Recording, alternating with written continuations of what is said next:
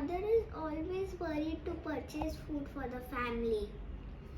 She is stressed out by seeing all this news about food adulteration. She does not know how to check if the food she purchases is adulterated or not. I don't know what to do about it. Hello everyone. For those of you who don't know who I am Food Inspector Myra, who will tell you all about food adulteration. Starting off, what is food adulteration?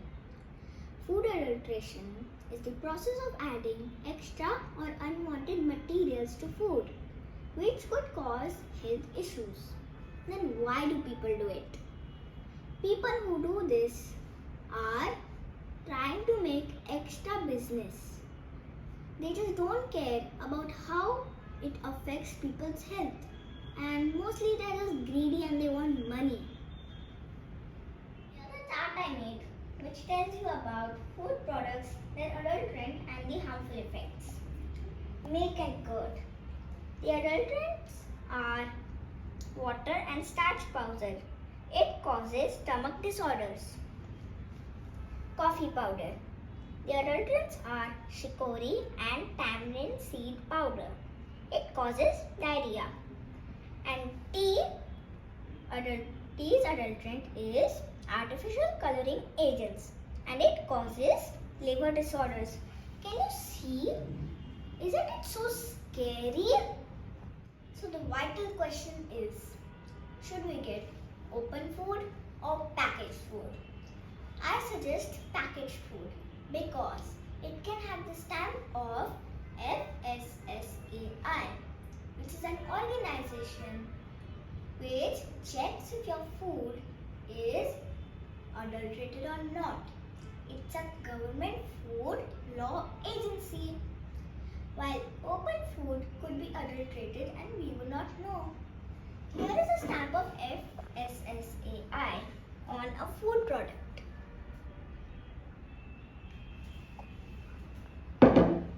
Here are some examples of common adulterants.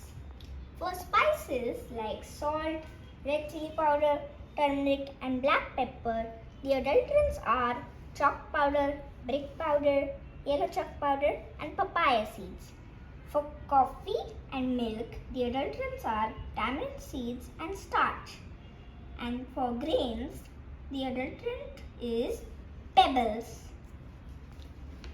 Now I'm going to show you some simple experiments you can do at home to check if your food is adulterated or not. Here I have two samples of salt. One of them is adulterated and one of them is not. So let's check.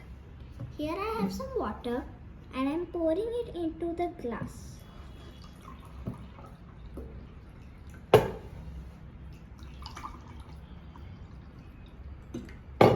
So now I'm going to take 4 spoons and I'm now going to mix both of the glasses. Now I'm keeping them aside to dissolve. While this happens, I'll move to my next experiment. Here I have 2 glasses of milk. One of them is adulterated and one of them is not. In both the glasses, I have added 20 mils of warm water and let it cool to the room temperature. Now I am getting some iodine right here and I am going to add 1 to 2 drops into this. Same goes for the other. Now I'm going to take 2 spoons again and I'm going to stir both of the glasses.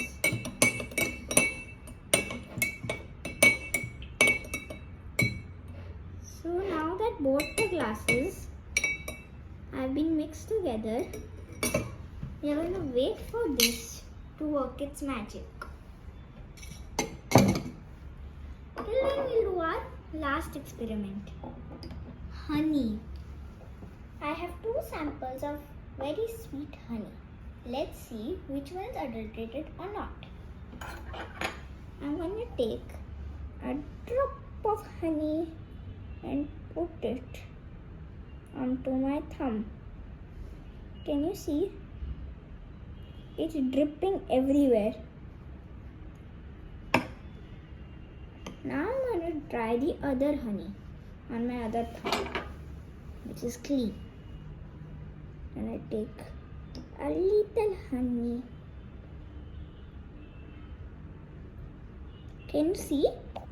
This one is not dripping. It is staying on my thumb. The one that did not drip was pure, but the one that did drip was impure. It was adulterated with sugar syrup, and sugar syrup makes honey liquidy. Some time has passed, around 5-10 minutes. Can you see? One of the milk has turned purple and one hasn't. Why? Because iodine reacts to starch. So the milk that is adulterated with starch has turned purple. So fun, isn't it? And as you can see here, in this glass, all the salt has dissolved. But in this glass, it hasn't. It's become murky and cementy. This is because this glass has chalk powder in it.